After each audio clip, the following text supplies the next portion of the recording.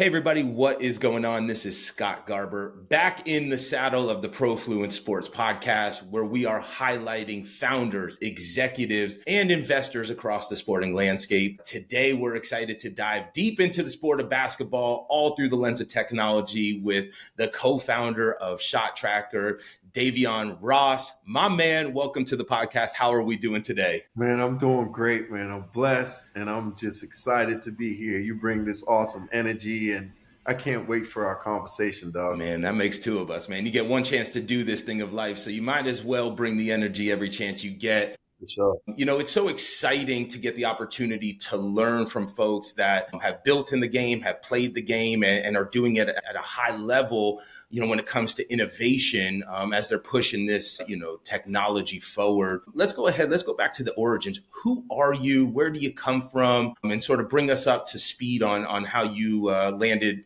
building ShotTracker. For sure. So my name is Davyeon Ross. I'm originally from Trinidad and Tobago. Got a full basketball scholarship back in 1996, and I kind of got lucky. Trinidad is more of a football or soccer kind of community, but I grew like 6 inches in less than like 7 months and started to transition from soccer to basketball. Got a full scholarship. Came out, went to play at Benedictine College, small school, but just truly a blessing.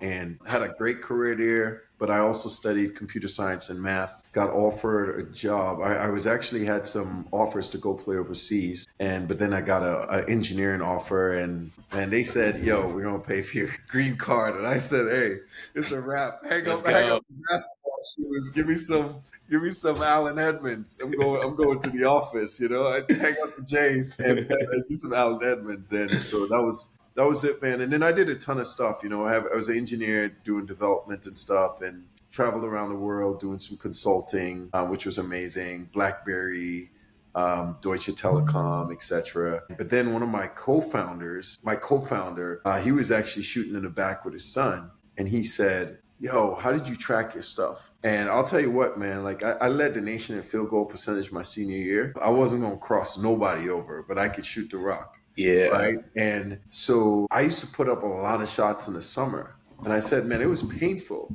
And that's when we started talking about how do we automate this? And that was kind of the origin of ShotTracker. Now it's evolved. It's, 2020 was rough for all of us. And the pandemic kind of changed, our trajectory. But that's how we got to this point now. On the non-basketball tip, man, I'm a dad. I've got twins. They're 11. I'm a father, I'm a husband. My wife is 6 foot. So, them kids are, my 11-year-old son is like 5'11". Some game, baseball, basketball player. My daughter is almost 5'10", and she's dance, basketball, and volleyball. So yeah, man, I'm blessed, man. I'm living the best life, and I'm excited to be here. No, it's so cool, man. And I'm glad you went 360, right? Because at the end of the day, the business is just an expression into society of who we are. And, it's neat to get those breadcrumbs of a journey, of playing the sport, then building in the commercial world and now bringing it all together. Let's go back to the early days, right? So, I know, the pandemic was obviously a time of iteration, but, as you reflect back on that now being removed a couple of years, talk to us like, what did the product start out as? And, how did you guys land to building Scout and Pulse and Hype? Like, you have a full product suite now. I think it's always interesting to understand the origin of like what the original idea was. Yeah. So the original idea, it's had like a couple iterations, right? The pandemic was almost the second iteration. The first iteration was this whole concept of, you can't improve what you don't measure. Kids are shooting in the backyard. How do you track this, right? To know what's going on. What happened there was we built the product that was successful. It did what it was supposed to do. But there's this whole phenomena where people were getting trainers and there was like multiple people working out at the same time, like you see on Instagram, and you had all these Instagram coaches and all that type of stuff. And if you think about it, we were at a time where it was just one player, one ball, one hoop, right? Well, that was not the norm. It was like one trainer, 5 players, 5 balls, 1 hoop. And the system that we built was really focused on like that 1-1-1. It wasn't focused on multiple players. So that's when we started to look at it. And the other thing that happened is that we had called some coaches and they talked about the fact that they were using our solution to track and practice. And they didn't know who was shooting, but they were able to say as a team overall, we made this miss this, right? Yeah. So we started to think about that, and that was like the first evolution of the product, where we tried to figure out how can we solve the tracking of practice in real time without a ton of managers from a human intervention perspective. And that's where the Helix ShotTracker product was born, where you got a sensor on the player, sensor in the ball. We have sensors in Nike, Adidas, Under Armour, Molten, Spalding, Wilson, Botting. So Interesting. we've worked with all of those guys, put our sensor in the ball, sensor in the player, sensors around the arena, and then we could track the location within 2 to 4 centimeter accuracy of the player and ball and build algorithms and statistics on it, right? So you had the first iteration individual, the second iteration here. Then the pandemic hit, man, and it was kind of crazy. As I was telling somebody about this, man, I had just signed a deal with Field in January of 2020. It's probably still a press release. It's probably still out there, Hmm. where they were going to proliferate this to all of their schools and that type of stuff. And then the pandemic, as you know, it shot everything down, man. We had Yep. just got back. It was the first time that the Mountain West actually did their conference tournament a week earlier than everybody else. So they were the only conference in NCAA in 2020 that got through their conference tournament, because all the others were on the second week. And man, the country shut down. And what it did is, I mean, that was like a really emotional time for us, because we signed this big deal. We're about to close this funding, and then boom, the pandemic hit. You can't, everybody, schools are closed. Nobody is on campus. You can't do anything. People are backing out of deals. And, we had to ramp up because you closed this deal, and now nothing's going on. So you got to Yeah. furlough people. I mean, like really, really, really tough, man, for us. And again, I always tell people, by the grace of God, we're still here. But what that forced us to do is to try to figure out, okay, how do we look at the solution that we have? And I mean, it was like this perfect storm, right? Because you got AI coming in. And how do we look at what's going on? How do we be disruptive? And how do we reposition ourselves as this suite of products so that we can meet people where they are? Not Mm. everybody can drop the money to actually install hardware, do an installation, run conduit, etc., but they already got video. So how do we start using AI and different CV and ML and those different solutions to be able to give maybe not 1-to-1 what we do with sensors, but maybe it's 0.7-to-1. And now you start opening up a bigger market. And then we started to think like, okay, you got all this data. How do we help people realize the monetization of it, the interactivity of it? How can you get some influence from ChatGPT and start thinking about, what if I was to democratize access to video and data to anybody?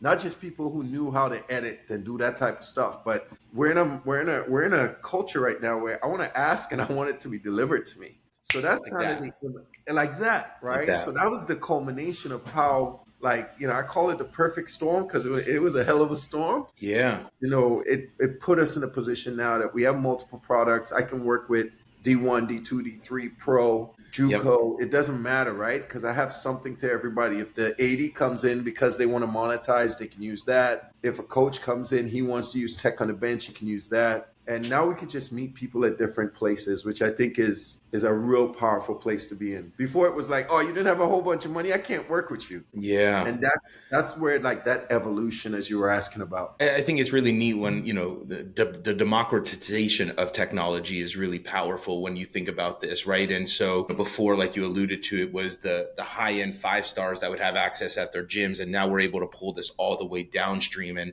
I think that's the power and the beauty of, this AI, the agentic, the generative. Like, I mean, like we talk about a lot of the negatives and disruptors. It's really neat when you can spin it with a positive tone as to like, now it's an accessible tool, that is within, millimeters of what we were doing on the hardware side. Let me ask you this, like we see a lot of folks now that, claim they're AI companies and they have deep tech and they're using CV in a pretty intelligent way. It seems like you were a little ahead of that curve. So, Yeah.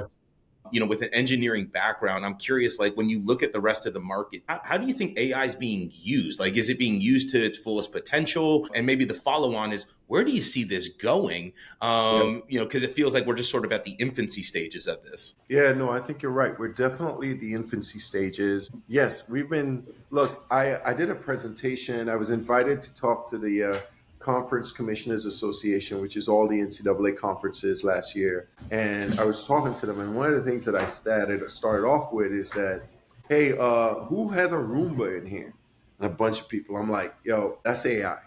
I was Yeah. like, if you have an iPhone and Siri, that's AI. So I started, and I think what has happened is become this big buzzword, and a lot of people don't necessarily understand like the data science part of it, the neural networks part of it, the machine learning part of it, like all the facets that fall under this really all-encompassing term of AI, right? Mm. And my thing to them was like, yo, this has been happening for 50 years. AI is like, it got cool like the last, call it 2 to 5 years.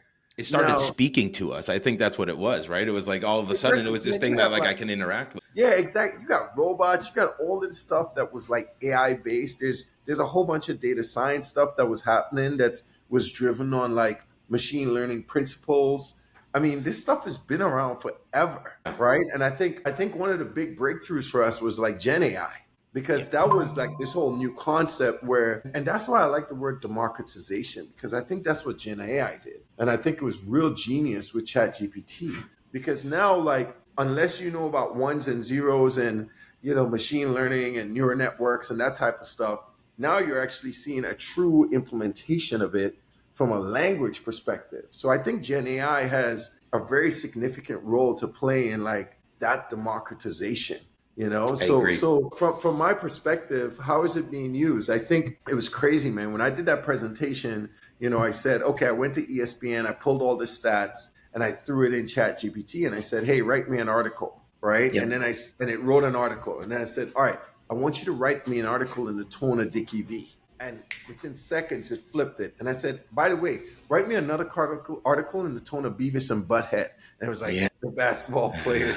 I mean, like, and it was like blowing people's minds. But that was just it's like simple implementations. And I realized where they were. And I had to like help them understand that, look, there are levels to this. And now we're at this level where, I mean, because we were doing machine learning 10 years ago in regards to training. When we have the XYZ data, we were training those models to understand all the different algorithms. Now we're using Gen AI. Now we're using computer vision, and then we're using some small models that we're using across the board. So look, I think that we're still in the nascent stages. We're still in the very nascent stages, and I think that we're only going to see even more crazy tools that empower people to do just really, really crazy stuff. Right now, we're trying to utilize some of our tools from a 3D perspective, or the stuff that we do like for Pulse and Scout, where we're actually looking at, we're still adding and building to those models. That's looking at the video and interpreting what it does. But there's a lot of work that goes into this. Like, people don't know, I think AWS had this thing called Mechanical Turk, Yep. right? And this was like 10, 12 years ago, that they were using people and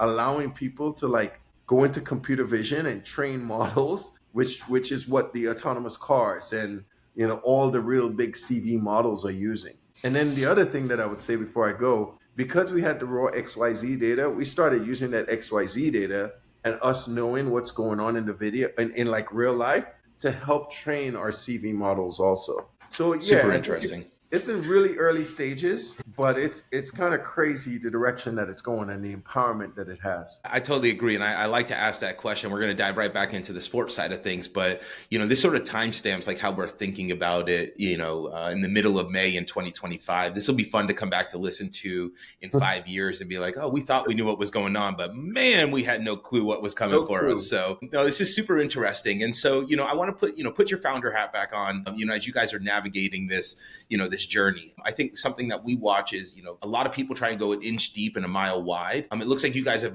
gone an inch wide, mile deep in basketball. Do you guys anticipate to go to other sports and take this model? Is this going to be solely a basketball product? What does the future look like as you guys continue to build out the roadmap? Absolutely. One of the big changes we made coming out of the pandemic was, as we build all of these other suite of products, we know we needed to start in basketball, but to build an infrastructure that would allow us to easily proliferate to other sports. So we do have aspirations, right? We had this discussion yesterday, man, because we started doing some things in other sports, but we want to make sure that we really execute on the basketball opportunity too, right? Because there's just so much to do, and you have so little time based on like seasonality and when you sell, and when people start their season, you can't really get in there. So I mean, there's just so much from a macro perspective that impacts the strategy. But just Sure. know that aspirationally definitely want to be able to go into other sports. We've started bringing in data for football already. On the 3D side, we have most of our apps the hype side, we have most of our apps can feed football data to drive the apps. Most of the 3D game cast right now, we have a football version, a baseball version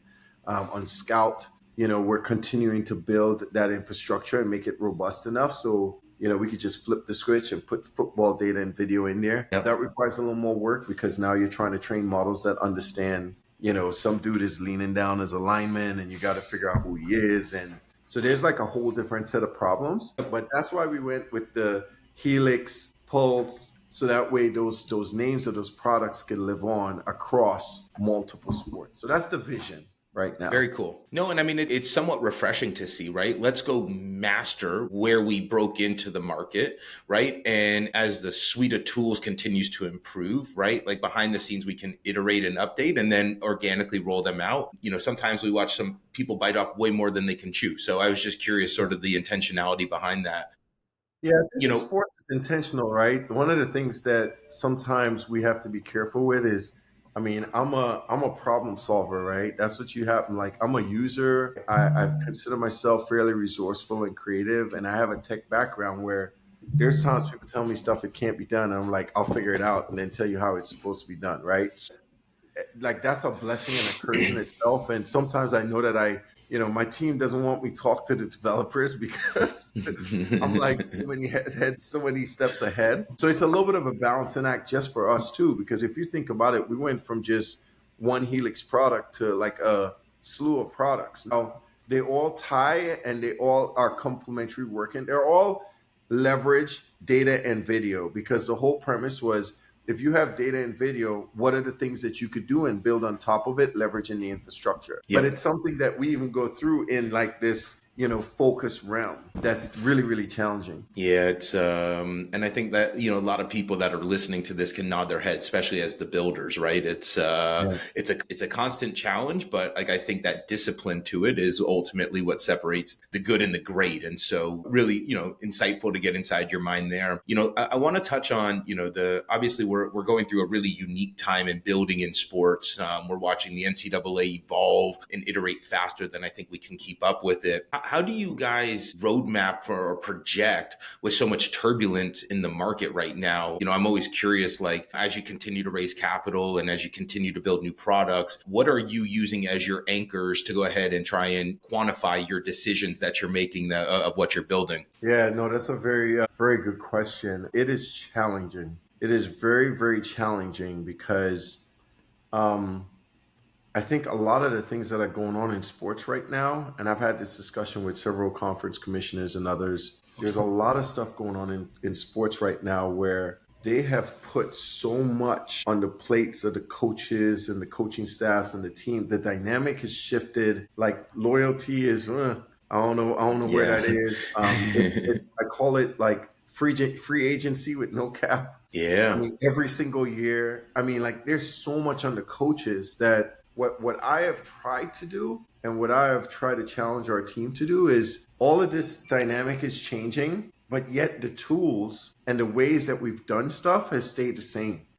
So from my perspective, how I am trying to approach it is to bring, I had this conversation yesterday. I want to get hands off keyboards and hands on players, right? And if I could bring this augmentation and automation that we're doing to streamline the full process for coaches, then we're going to be able to win because it allows them to take their hands off the keyboards because there's so much to do and really be able to focus on player development and on players. And that's like our premise because, man, I can't keep up with all the stuff that's going. It's hard for us, especially my crazy mind. I'm like, shoot, I could solve this. I could solve this. My team's like, yo, Davyeon, unless you give us more resources, we got to. And, so I got to always check myself because as a CEO, I got to be forward thinking, but I got to find ways to like rein myself back in and not share too much with them because we still need to focus on the task at hand. Because, look, we're in the right direction, but by no means are we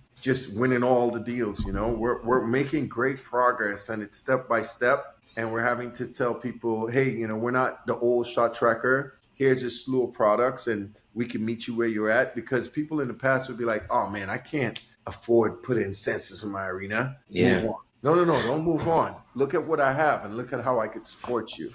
All right, let's go down this rabbit hole for a second, because this is a really unique moment in time. The product suite is one thing, and it sounds like that's evolving at scale. But if the market doesn't associate your innovation and growth, and they associate it to the brand or the product suite that it once was, how are you guys educating the market with this new brand narrative, with the new suite of tools, to make sure that this is a tool for everybody, whereas before it was maybe just for the high-end programs? Because that's just as much a branding challenge in the market as it is finding that product market fit. So curious how you guys are solving that. Yeah, no, it's a big question. It's funny because I said this to my team. I said one of the things that we have to be careful of is there's a group of people that if you're a tomato, you will never be salsa, right? If they meet you as a tomato, they will never, ever think of you as salsa, Yep, well right? said. So from my perspective, I mean, look, we spent a lot of time on this, mainly because when we were coming out of the pandemic and we wanted to change some stuff up, like refresh the branding, refresh the experience so that people would think it was new, we went through this process of like, is ShotTracker the real name, right? Because ShotTracker was really perfect for Helix. It was perfect for Helix, Yep. right? Because what do? At a foundation, we track your shots. Now we do so much more than that, but people were able to associate us with tracking, and Yep. that was a big deal. But then when we thought about like the people knowing our name and the association, and it's hard to build that back. So Hard. we decided like, okay, we're gonna have to go with this shot tracker, but we're gonna have to do a good job with the education. So if you look at our social, it's really changed in regards to like, we're not only talking about shot tracking, but we're talking about in three phases. We're talking about player development, right? And the player Yep. development is you can install this in your practice facilities and track everything that's going on, almost like a real-time DVR. They put on the sensor, they bounce the ball, and they're getting data back to them in real time, right? Yep. And then the second category is game strategy, right? How do you prepare for the game? How do you make adjustments in the game? And then how can you evaluate post game to prepare for the next game? And when we think about that, it's really our Pulse, our Scout product, right? Yep. And then Yep. the last piece is like, okay, now you got this incredible data. How do you engage with fans? How do you do things to up the engagement, whether that's via integrated with broadcasts, whether it's interactive games, whether it's how you throw the 2D and 3D environment on social? How do you do things in stadium? How do you use AI for these pieces? So for us, that's the story that we started telling, and then who we touch. Now, the incredible thing about it is that, and this is interesting because when we talked about the hype tools, right? We thought like, okay, we got to go to the multimedia rights holders, the AD in charge of revenue, and those guys. So we went to them, a lot of excitement. We were at a meeting this week and they had a recruit on campus from another P4, right? And we were at a P4 and they walked in and I said, and the head coach was going to meet with the AD. And I said, yeah, we've been talking to him about these things. What you been talking to him? So I showed a Hype 3D. And Yeah. immediately the assistant coach says, hey, can you produce one of those for this recruit that we have coming in? So of course, like when we build these tools, we want them to be turnkey. So easy, quickly, I just grabbed some graphics, configured it, boom, made it their branding, and they put it up on the video board. So when the player's coming in, so now I'm like, okay. So whereas we were thinking about this as just the money, folks, now people are starting to think about how I could use this to NIL because now I got to recruit. How can I create this custom environment?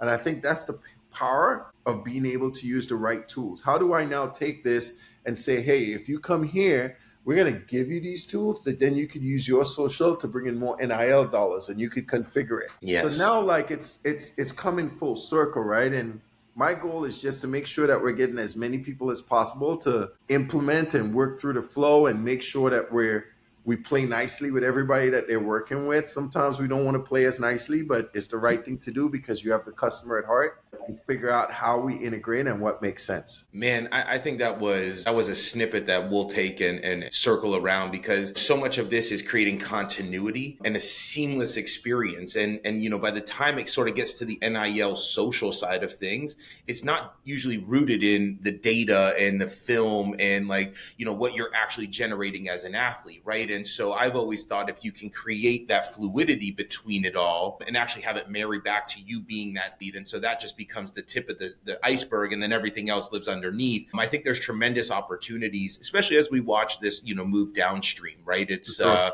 it was pros and D, Division One Power Five schools. Now we watch Group of Five. Now we watch NAIA. I have to imagine, with a little assumption here, that you guys are going to be working downstream into high school and the made hoops and the middle school circuits. Like, I mean, are you guys starting to capture that athlete earlier in the game? Yeah, absolutely. We had the privilege, this is not public by any means, but we had the privilege of working with like EYBL Scholastic all of last year and doing all of their games and, literally working with all of those coaches so that they had art tech on the bench and they were using Scout and using Pulse. So that was like a very, that was a we were very fortunate that they understood our vision, and we're going to continue doing so. From our perspective, I think that's the power of the Gen AI and just AI in general, right? That democratization, making sure it's accessible. And I just ask people to embrace utilizing these tools. And, you've got a lot of coaches who are like, oh, this AI thing, but if they would just give it a chance. I mean, look, man, with our Scout thing, we see with some of the like Apple Intelligence stuff that's come, we see it where Apple Intelligence could actually like call our app and do the heavy lifting. So you could say, hey Siri, ask Scout to show me all the baseline out of bounds plays for Team X when Scott's in the game and there's 2 minutes left and I want to see the 3-pointers, and with Apple Intelligence. So now again, as a basketball person, I'm going to be able to do something and get access to something. And I would not have had to call somebody who has any type of knowledge of a third-party tool. And like, that's the power. Fingertips. Go down the stack. Yeah, so it's cool. The other thing that we do is we're like, hey, we have a ShotTracker Scout number. You could text in your questions. See, this is good.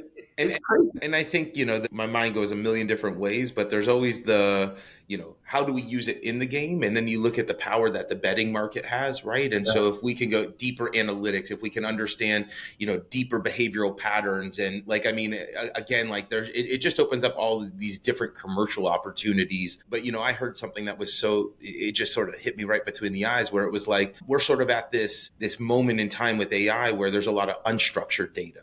So it's like raw fossil fuel, but like the folks that are able to refine it and tap into those wells now can produce gas. And so when you have structured data, now you can actually use it in the market. And I think that it puts folks like you that are building on the front end of this in a competitive advantage, whereas like some of the larger behemoths weren't structured to go ahead and use it like that. So it's neat to see. It's funny you talk about it from a matter of structured and unstructured data. And like some of the things that I'm thinking about, we love the unstructured data too, right? Because that's one of the powers of Gen AI, right? Being able to create a model that could understand what is the query, what you're looking for. You could point it at a table, point it at text, and it could actually go through and make sense of that and come back to you with something that's really structured. So again, those are like some of the benefits of some of these tools that we have today. And look, we're trying to leverage all of it. Like from our perspective, we love the structured data because it's a matter of like what we like to call deterministic versus non-deterministic data. A lot of times you'll hear in Gen AI models that they hallucinate, right? Because they keep spinning and they know what's going on. Well, the beautiful thing about it is if you have both, then you could use each to drive the other. And you could actually say, hey, this is deterministic because I noticed this is stats. It's not changing. You don't have to think about this. But this is the foundation for you to build on with some unstructured data to be able to answer the question. And that's the beauty of if you know how to use that and leverage it, and that's what we've been able to do, it gets pretty powerful.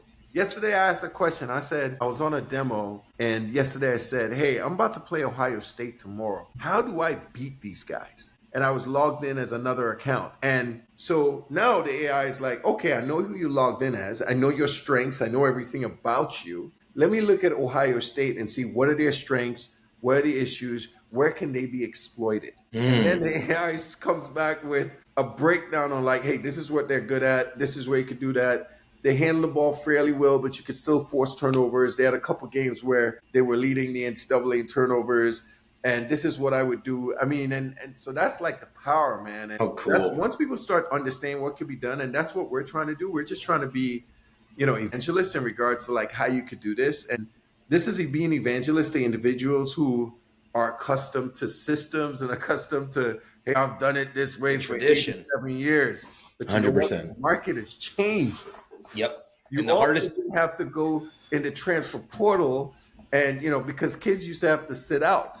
yep. Or you also didn't start your team in April with 0 players. And now you got to recruit a whole squad. Could you So imagine? you keep doing it the way you're doing it, but the market has changed. And humans are most resistant to change. And so it's just really interesting as we do this at scale. All right, we're going to turn the corner here. I've been holding on to this one. Usually comes earlier in the conversation, but I got to ask this story. So my man, Magic Johnson, I see him all over your website. I think he was involved in the venture in somehow. Would love to hear the story. How did you guys cross paths? How was he involved? I think it's a good capstone to an awesome podcast. Yeah, most definitely. I'm gonna throw you another one too because I'm a work in David Stern there also. Ooh, the I'm goat. gonna throw you a little bone right I there. got you. All right, let's do it. I'll tell you how I connected.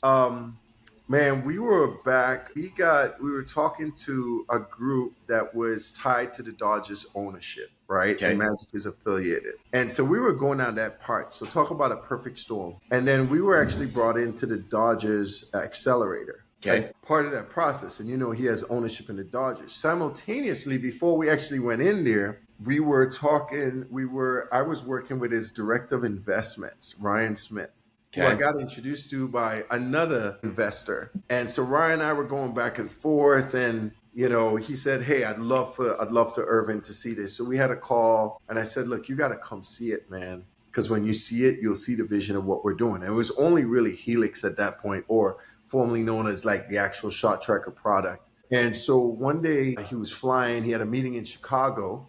And, you got to pass over Kansas to get to LA. So he's like, Ryan said, yo, man, we're going to stop in. Can you meet us? I'm like, hell yeah. Irvin comes in. I remember we had just gotten into our building. So this was probably May 2016, if I remember correctly, because that's when we actually flipped to the product, because we had just launched it at CES in January of 16. And he comes in, and I got some cool pictures with him at the office. He meets everybody. And we bring in these kids to play for him so that he could see it. And we had a big screen TV, and he saw it live. And he's like, oh my goodness, this is incredible. And so they left, and then they came back. And this is where I'm tying the David Stern story. Simultaneously, I was actually mentoring at the Sprint Accelerator by Techstars. And the Techstars used to say, hey, we want anybody who's mentoring, if you can come pitch us. So I went and pitched them. Long story short, they decided not to invest in us, but they made an intro to Graycroft. And when I went to Graycroft, I had a meeting. And at the end of the meeting, they said, hey, we're going to introduce you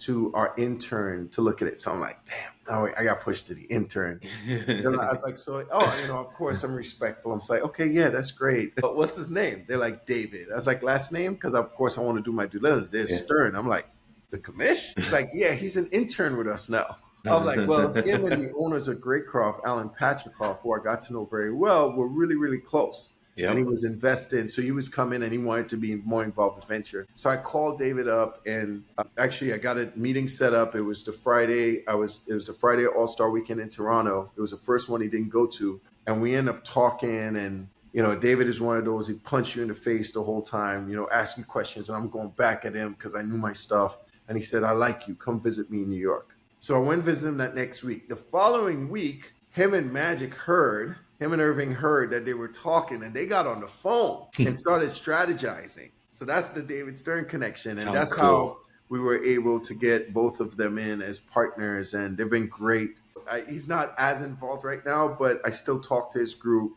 He's just incredible, man. I actually started really playing basketball because of MJ and him back in Trinidad, watching them play. So it's kind of cool to be a real blessing to come full circle, And no, it's really cool for those guys. And I appreciate you sharing, right? Like, I mean, we always say that fundraising and building is not linear, and you miss 100% of the shots you don't take. And so, it's always neat to hear, like, I think people want these folks on their cap table. Very few are fortunate enough to earn that position. So it's neat to hear the path to the involvement from the folks that are able to make that happen. So, and I think it encapsulates who you are, man, a hustler, a visionary and someone that's leading, the charge from the front and not just talking about it, but actually doing the damn thing. So listen, if anybody listening wants to get in touch with you, learn more, get involved with ShotTracker, where do they find you? Yeah, I'm easy, man. I'm on all social channels at Davyeon Ross, DAVYEON ROSS. And then I'm easy, man. I reply to emails. You could just shoot me Davyeon at ShotTracker, DAVYEON at ShotTracker with two T's.com. Man, well, listen, this is the first of many. I think we're going to have to circle back as all of this AI and CV continues to evolve to see where you guys take the product suite and evolve the vision. But from Profluence, man, thank you for doing what you do for the ecosystem, and excited to go build together. Man, thank you so much. You do an awesome job, man, of with your guests. Just really get people amped up and bring some really amazing energy. So you made this so easy for me. So thank you so much. Really appreciate it. And I guess we'll close it with what my man Kyle put back here on the Kobe picture. We're here for a period of time to create something that will last forever. And that's what you're doing, my friend. Hope everyone has a good one. We'll do this again soon.